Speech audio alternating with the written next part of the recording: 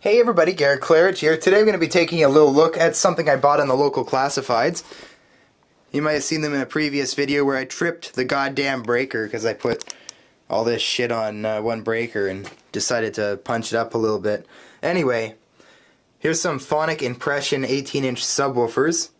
The reason I'm making this video is because I seriously found no information online about them, although I kind of was willing to take the risk with the price I paid for these things. Anywho, we got an 18-inch subwoofer, 4 ports. They claim to be 800 watts RMS, 1600 watts peak. They got a nice big steel grill on them. Here's the grill off the other.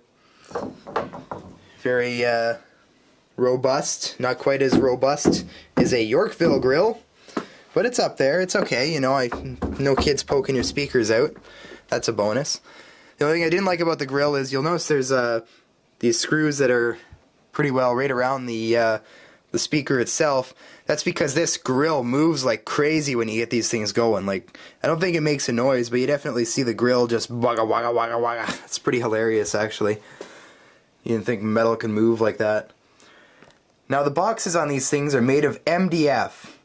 Now that MDF is kind of a no-no in pro audio, just because, well, pretty much what MDF is, you can see I will have one open here. MDF is a bunch of sawdust that is compressed together and glued to make this cheap particle board type shit. And pretty much, I don't know if anyone's had a friggin' cheap IKEA desk or something like that. You bang the corner and it reverts back to sawdust.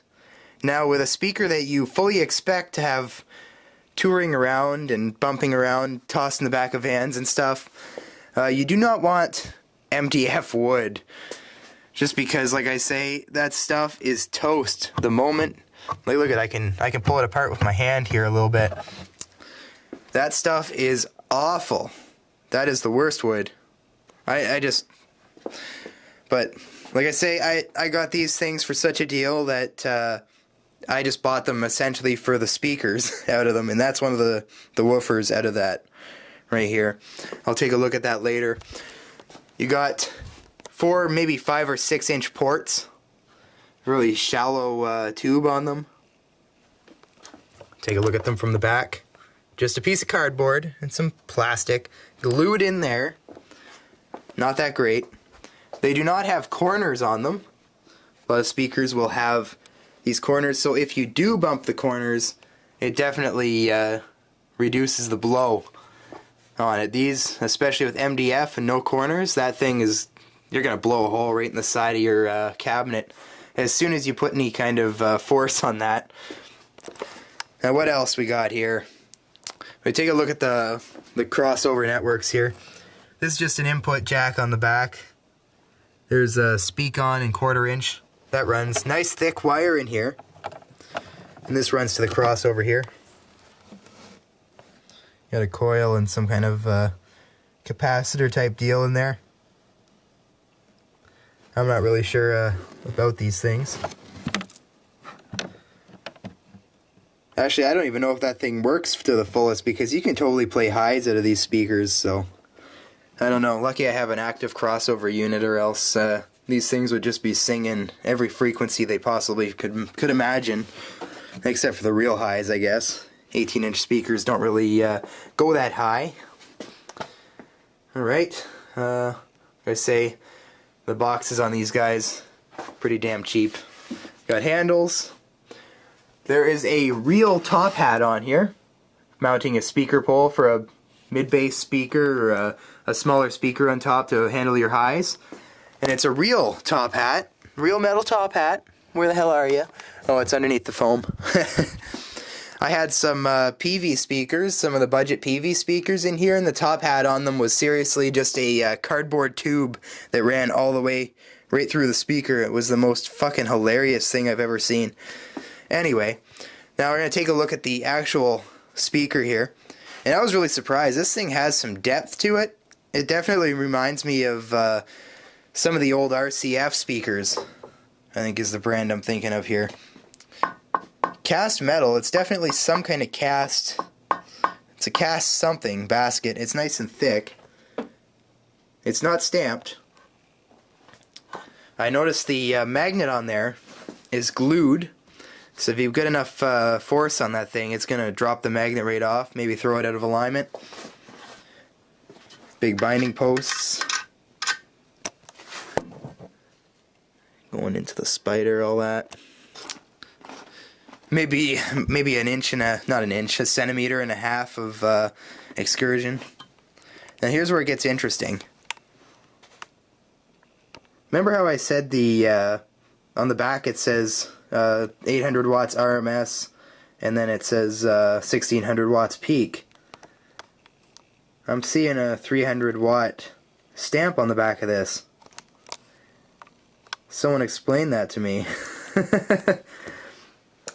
Although, like I say, I don't know if I said it, but for the price I paid for these whole cabinets, I got some hardware, and I got some speakers for a project. When those boxes decide to flake out and get all shitty, I'm just going to build some other speakers. Definitely. I'm not going to hold back. I'm going to friggin' use those things, definitely.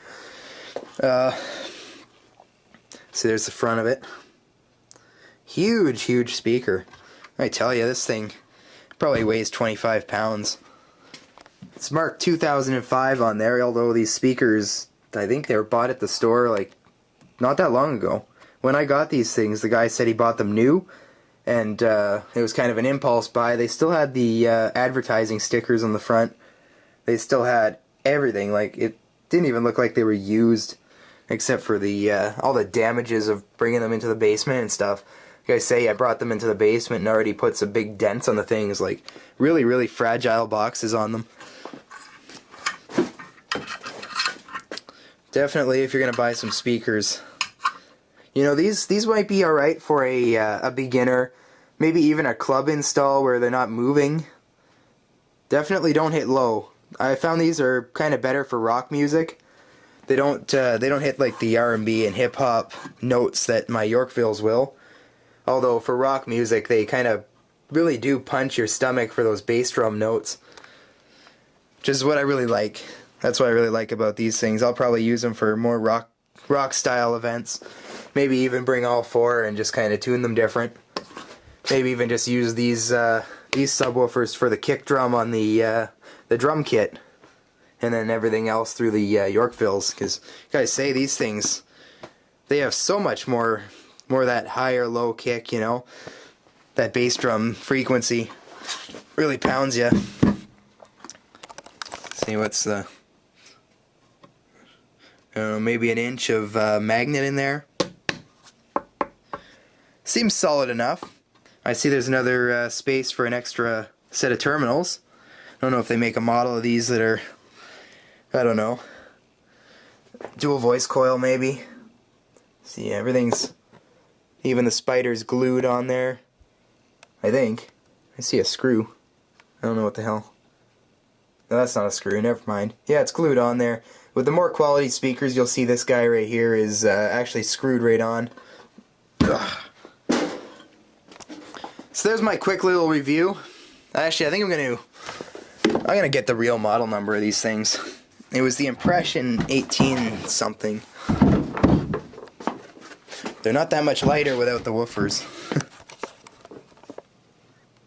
Phonic Impression 18 SB. See what I mean here? Power handling. What a joke. You got speak on and the whatever. 1/4 inch, just using a shitty 1/4 inch on there. Nice handles, all plastic. Ugh. So like I say, hell, I got some cheap ass speakers here. Good deal on a couple 18-inch woofers, and I got a crossover and some handles thrown in free for all I'm concerned. There's my little review on these Phonic speakers. I assume the rest of the Phonic carpeted lower line speakers will be the same kind of build quality. Now, well, like, what can I say? Now we got something on the internet to show what the hell's in these things. That's all for now, guys.